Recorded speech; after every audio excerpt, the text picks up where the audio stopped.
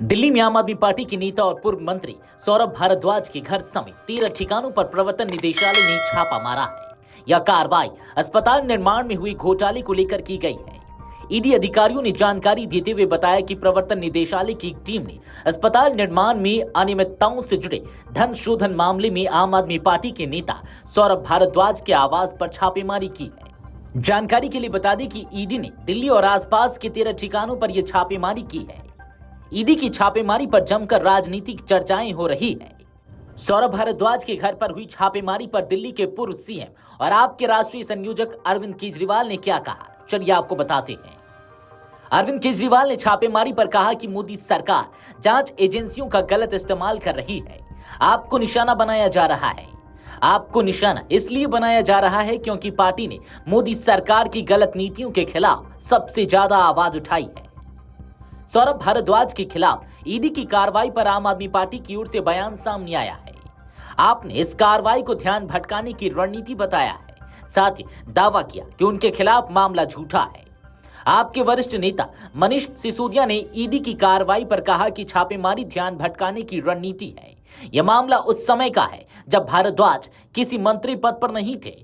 यह मामला झूठा है। कल पूरे देश में ये चर्चा चल रही थी कि मोदी जी की डिग्री के बारे में जो ये सच सामने आया है, इस पर भारतीय जनता पार्टी क्या कहती है। क्या भारतीय जनता पार्टी मानती है कि प्रधानमंत्री जी ने अपनी डिग्री के बारे में देश से झूठ बोला? क्या भारतीय जनता पार्टी मानती है कि उसने प्रधानमंत्री जी की डिग्री के बारे में देश से झूठ बोला, देश को अंधेरे में रखा?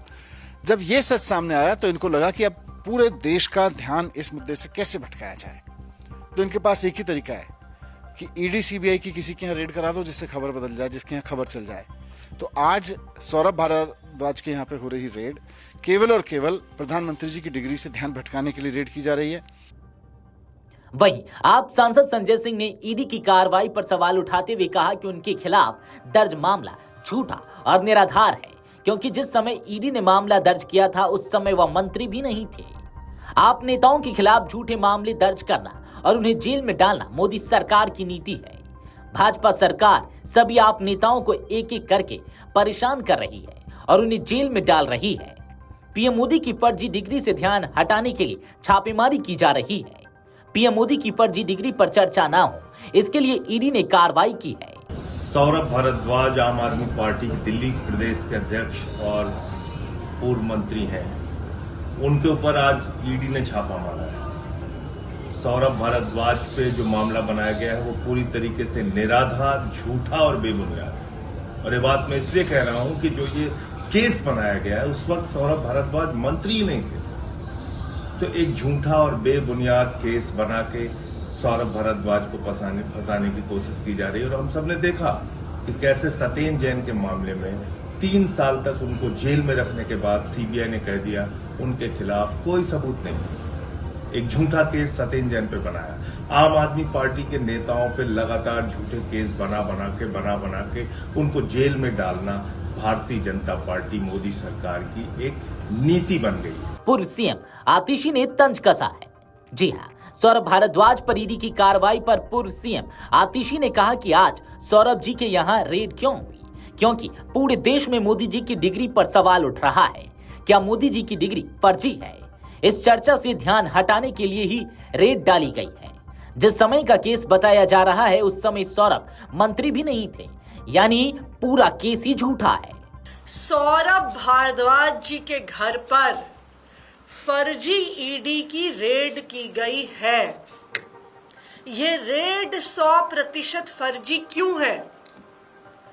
क्योंकि जिस समय का ये मामला है, जब अस्पतालों के निर्माण का ये फैसला हुआ, तब सौरभ भारद्वाज जी मंत्री ही नहीं थे।